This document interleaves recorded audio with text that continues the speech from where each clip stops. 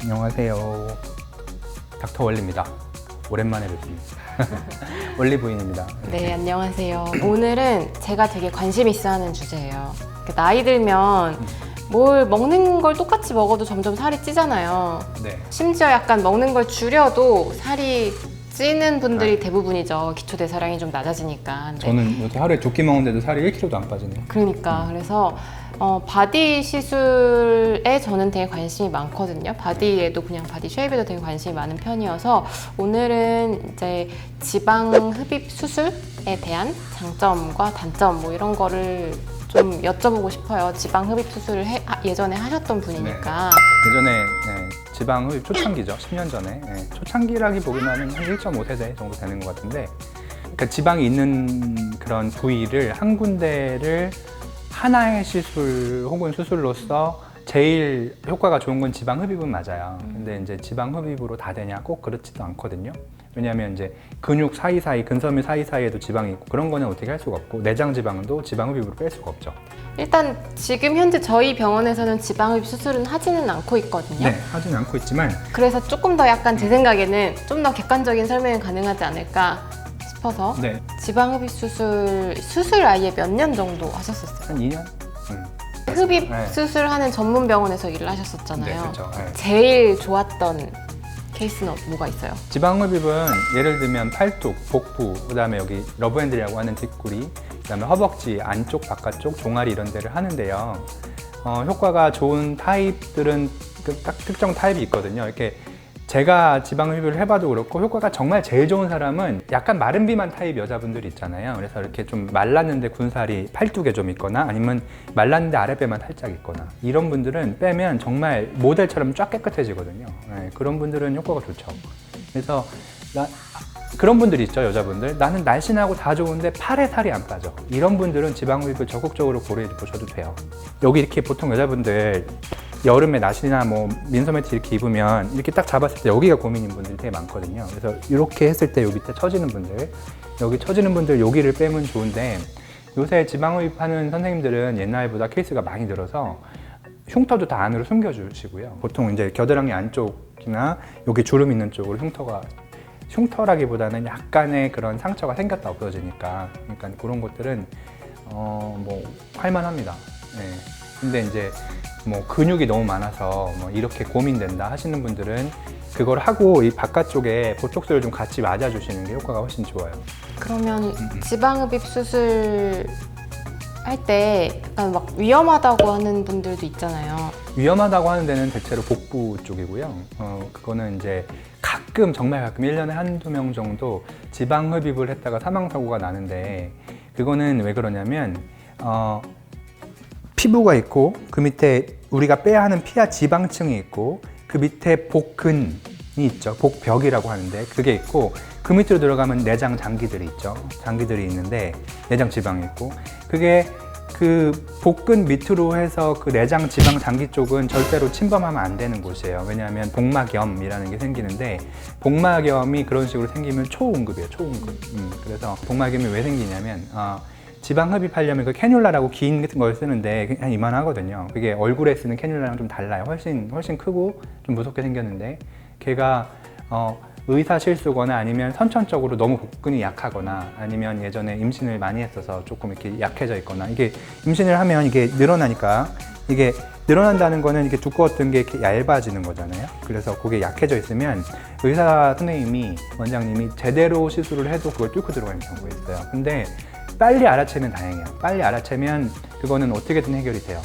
근데 그거를 빨리 모르고 원래 지방 흡입 수술했으니까 아픈 거겠거니 하고 집에서 혼자 참고 있으면 이게 그 안에 복막염이 심해지고, 그래서 집에 혼자 계시는 분들이 복막염이 생긴 줄 모르고 원래 아픈 건 줄 알고 집에서 참다가 구토하고 열나고 어디 연락할 데가 없이 실신한 혈압이 떨어지거든요. 그래서 그렇게 사망하는 경우가 생기면 되게 드물어요. 되게 드문데 그래도 원칙적으로 있을 수는 있다. 그래서 지방 흡입하시는 원장님들이 전체 부작용 케이스 중에 제일 무서워하는 게 복막염이에요. 수술 중에 간혹 사망 사고 나는 건 대부분 마취 사고일까요? 마취 사고고요. 아니면 출혈이 생길 수도 있죠. 아주 드물게. 그래서 지방 흡입을 하다가 출혈이 생겨서 혈압이 떨어져서 뭐 그런 경우는 사실 저는 들은 적 없는 것 같아요. 대체로 사망 사고는 프로포폴이라는 수면 마취제를 써서 그거를 조금 과도하게 써서 뭐 이렇게 호흡이 억제돼서 뭐 드물게, 정말 드물게 이렇게 떨어져서 그렇게 된다든지 사망 사고가 난다든지 아니면 복막염 둘 중에 하나죠. 그리고 이제 이거는 정말 시리어스한 거라서 예를 들어서 뭐 맹장 수술하다가 사망 사고 가끔 나거든요. 그런 거랑 비슷한 맥락이라고 보시면 되고, 지방 흡입을 고려하시는 분들이 사망 사고를 무서워하실 필요는 사실은 좀 검증된 병원이면 거의 없다고 봐야죠. 네. 근데 이제 그런 거 말고, 심각한 거 말고, 지방 흡입의 단점 중에 하나는 팔을 이런 데를 하면 여기를 너무 많이 뺐을 경우에 유착이 생겨서 이렇게 선이 딱 남는 경우가 있어요. 그게 제일 흔한 부작용이라는 부작용이죠. 그래서 그게 뭐 1년이나 2년 가면서 이렇게 유착이 회복되면서 떨어지거든요. 영구적인 경우는 되게 드물고. 그래서 여기에 이제 팔이 딱 줄이 생겨서 딱 붙어버리는 그 유착이 생기는 경우, 너무 많이 빼서 그런 경우도 있고, 복부 같은 경우는 두 가지인데요. 하나는 복부에 튼살 있는 사람들이 은근히 많아요. 특히 이제 출산 후에 튼살 있는 분들은 그거를 빼고 나면 좀 흐물흐물해져서 오히려 더 좀 이렇게 흐물흐물해지는 느낌? 피부 탄력이 떨어져서 되게 튼살이 많은 사람이 너무 많이 뺐을 경우에 그런 일이 생길 수 있고, 하나는 회복될 때 여기가 약간 우리 도로공사할 때 시멘트 발라놓으면 거기가 좀 물캉물캉할 때가 있잖아요. 그때 덜 말랐을 때? 네, 덜 말랐을 때 발자국 찍히면 그대로 굳잖아요. 여기도 마찬가지 비슷해요. 그래서 이거를 지방 흡입을 해서 많이 빼놓고, 여기를 보통 이제 속옷 같은 것, 팬티 같은 것도 골반에 걸쳐서 입어야 되는데, 이거를 너무 위로 올려서 입거나 아니면 남자분들 벨트 이렇게 배바지 입고 벨트 꽉 하시는 분들 있죠. 그렇게 해서 오래 입거나 아니면 이렇게 앉으시면, 여기 삼겹살 생기게 이렇게 앉으시면 이게 그대로 굳습니다. 그러니까 수술과 상관없이 말씀하시는 수술 후에. 거죠? 수술 후에, 이후에? 그러니까 복부가 뚱뚱해서 이거를 뺐는데 여기가 흐물흐물한 상태가 되는 거죠. 회복이 다 안 돼서.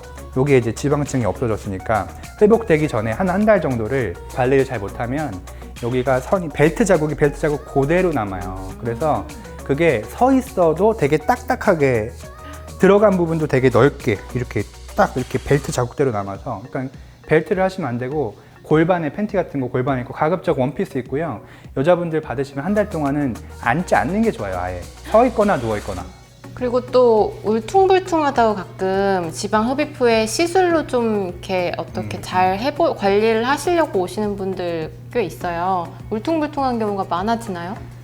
그거는 울퉁불퉁하다는 거는 대체로 지금 복부랑 다른 얘기인데요. 복부도 잘 해놔도 이렇게 관리를 잘못해서 울퉁불퉁한 거랑은 다르게 그냥 똑바로 이렇게 자국이 없는데도 여기 이런 데가 울퉁불퉁할 수 있죠. 그거는 거의 100%에 가깝게 의사가 약간 울퉁불퉁하게 뺀 거죠.